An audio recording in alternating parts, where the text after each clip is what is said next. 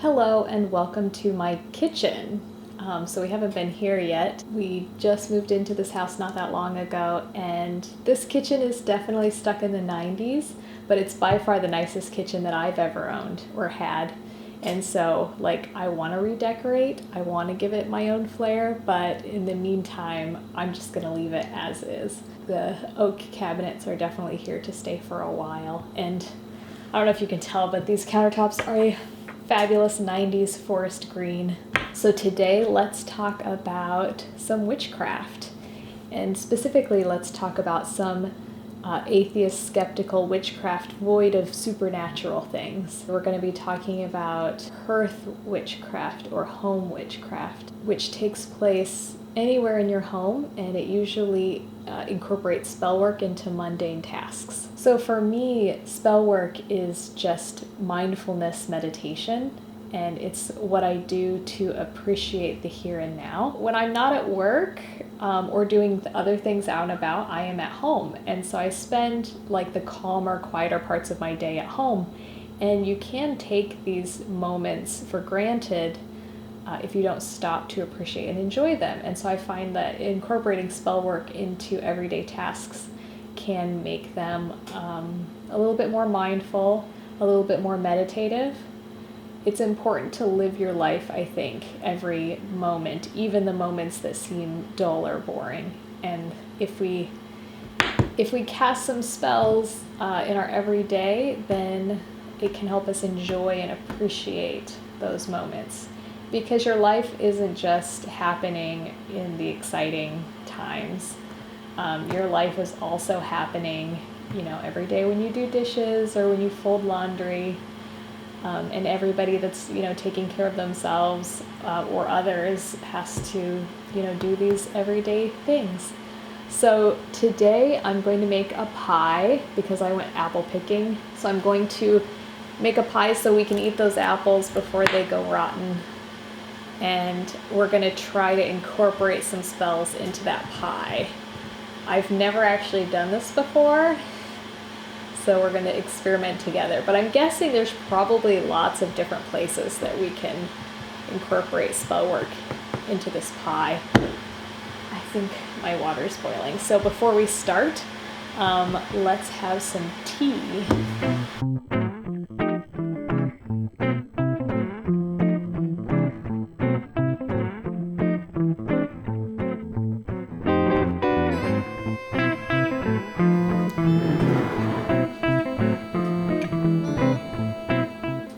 Okay, while this is steeping, I'm going to do a cleansing ritual to prepare this area for cooking and pie making.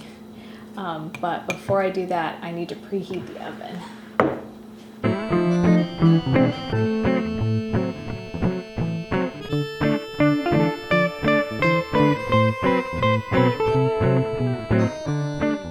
Okay, so we've cleansed our space, which sort of puts us in the right mindset for a spell. Another way we could cleanse the space is we could use some salt.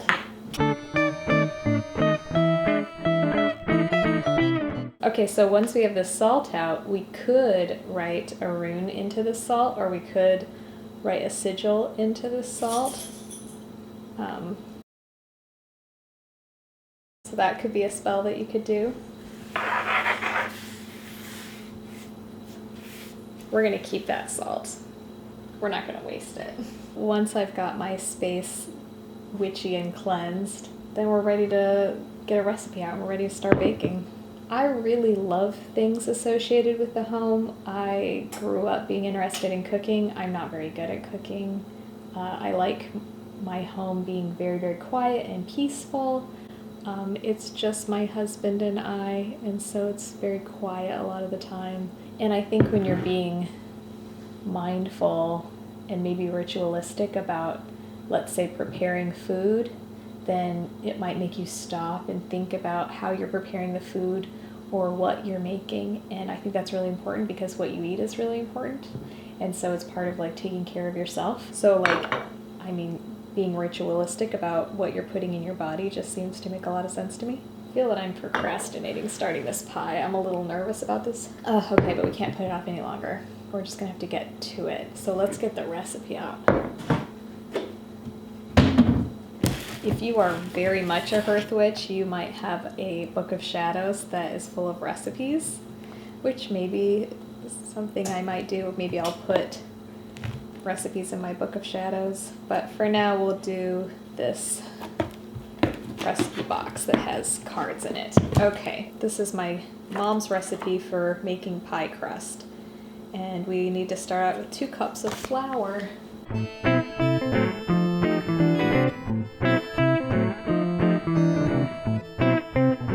I'm gonna say that this is not like an actual ritual or spell, but this is just a demonstration of what a spell might look like. I think I just have a little bit of stage fright, I think.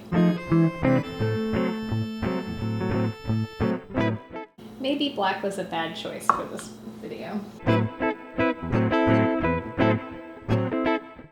gonna put a little more in there because all I have is sea salt, and sea salt is a little wimpier than regular table salt.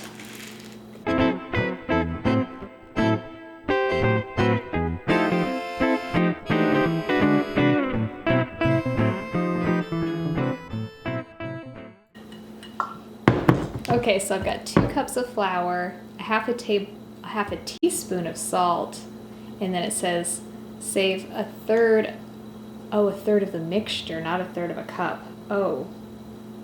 Well, what's a third of 2 cups? I don't know. That looks about right. And then we're gonna add a cup of crisco. Besides cleansing things, there hasn't really been a moment to put any spells in here yet, but we'll get there. I know it's Crisco, and I should be using like real shortening or something like that. I'm using a recipe probably from the Betty Crocker cookbook from the early 90s, and you know what? It's delicious. So I don't care that this is like corn oil or whatever instead of lard. Like a lard pie crust to me always ends up being too tough and too oily, and this pie crust is going to be very light and flaky, and that's how I want it.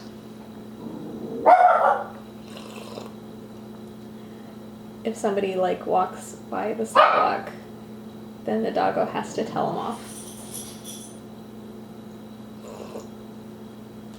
Good job, buddy. Okay, so I didn't mention this before, but if you are going to have a candle going while you're baking, then you need to be really careful when you're sifting flour, because flour can be really combustible if it's up in dust. So hopefully I don't catch myself on fire. Maybe it'd be safer if that candle wasn't right there, but oh well. Do I want to use a fork or my pastry cutter? I don't remember. I haven't made a pie in a while. You have to be really gentle with a pie crust, because if you overwork it, it's going to be really tough. Am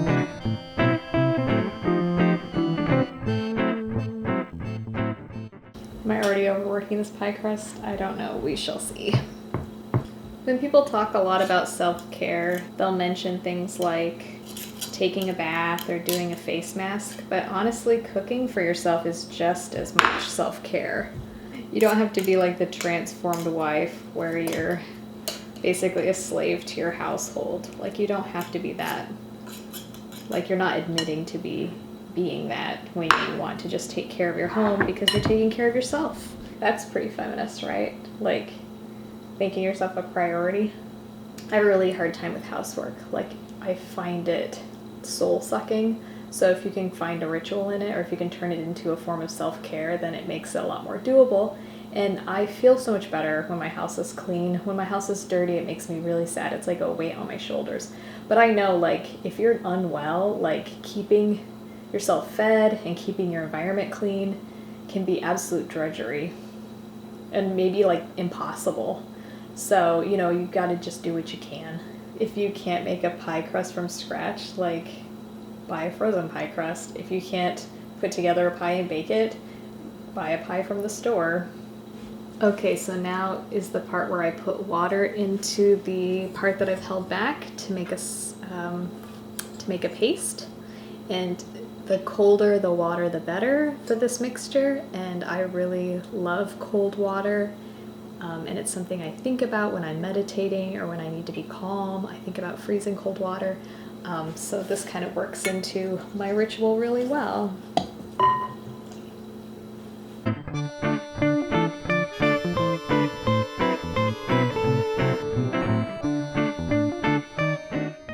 Okay, this is where I want to be really, really gentle, and I'm trying not to overwork the dough.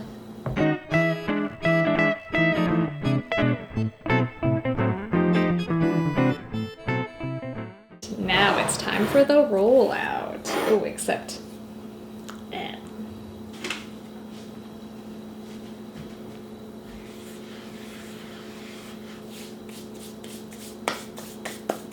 Okay, let's do this. Before I start rolling out my dough, I have this space right here where I'm going to be rolling it out. So I could definitely put a sigil or a rune or something right here in my flour. And so then I can roll out this, but this is 2 pie crusts, so I'm going to split this in half. Ooh. Hopefully I didn't overwork it. I turned it over, which you really shouldn't do. You should just try to stick it together without kneading it. Like, this is not bread dough. I just want to make sure it stayed together. Oh boy. And you don't want to use too much flour. Oh goodness. Ooh. Be a good pie, will you? I believe in you. We can do this. Oh.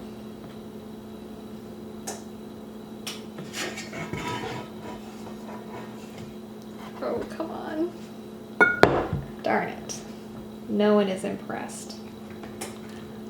It does not have to be a pretty pie. Everything is okay. I mean, this is the part that's going to be under the apples anyway, so it's fine. So I can also put a sigil in the bottom of this pan in a lot of different ways. I could like paint it on with vanilla or something like that, or I could just draw it on. I want to be careful not to puncture the pie dough because I don't want it to leak. Speaking of which, I got to plug this hole right here. Oh boy. This poor pie. Okay. You don't want your pie crust to be too thick either, because otherwise it won't cook all the way through, so it won't be crispy. It'll be like chewy. Nobody wants a chewy pie crust. If you are undercover in your witchcraft, then you could hide symbols inside the pie. Okay, so there's a little crescent moon guy inside the pie. So that way no one will be the wiser. If you are out and proud and you want to do pie decorations on the top that are witchy, I think that would be a great idea. All right, so I didn't chop these apples ahead of time. So here are the apples, and we're going to do a magic trick where they're going to get all chopped up in here. So 1, 2, 3. So actually the magic trick was that it didn't record a big chunk of my video. So let's recap.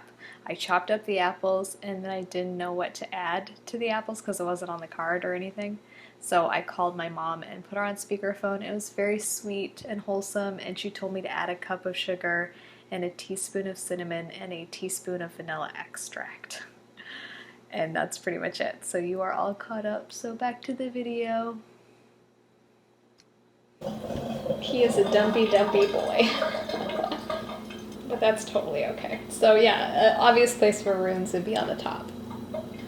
But I decided to put a skull and some moons instead.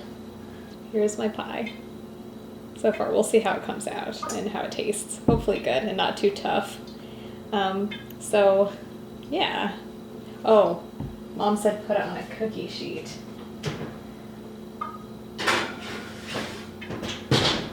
Okay, definitely part of this ritual is going to be cleaning up because I made a huge mess in my kitchen.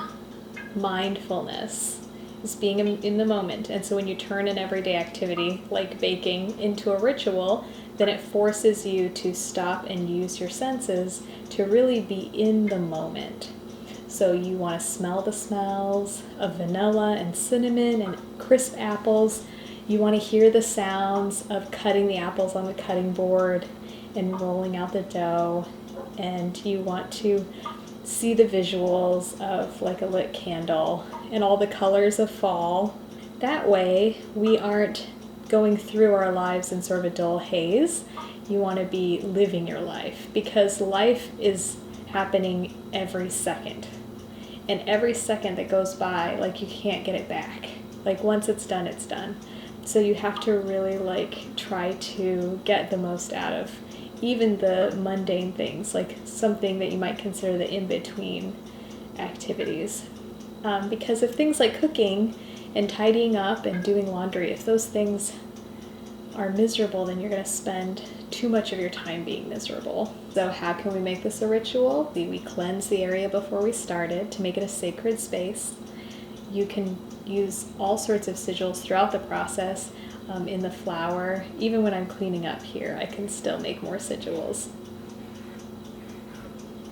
They can be inside the pie if you want to be sneaky, if the pie's going to go to work, or if it's going to go to a family event where family don't know that you're practicing witchcraft. If it's for you or people who know, then you can make the sigils really obvious and on the top of the pie. There's a belief in the Hindu religion that as you are cooking food, all of your emotions are being worked into the food, and then whoever eats the food will then absorb those emotions. So if you are cooking and you're really upset, then everybody that eats that food will be like mildly poisoned by your negative energies. Which, you know, is not a thing, but I think there's something to be said with food that is made with love and joy and appreciation. It's definitely a better place to make food and to eat food. So maybe you can't cook. Maybe you can't make a pie. Maybe you are caught in the throes of depression and every dish in your kitchen is dirty. And you're eating off of paper plates. It doesn't mean you can't be a hearth witch. You can still find ritual in your home, even if your home has, become overwhelming to you. It's just about tiny little things that you do. I'm glad we could hang out today. I hope that you can do some fall baking. I hope that you can make the time, because I know that lives are extremely busy and there's always things that are going to take your attention away. Yeah, make time for little moments, I think, in the kitchen. Your home is definitely a sacred space and you spend a lot of time in it. Oh, maybe I'll show you the pie when it's finished. Maybe we'll come back and this will be cleaned up and there'll be a pie. Until next time. Bye.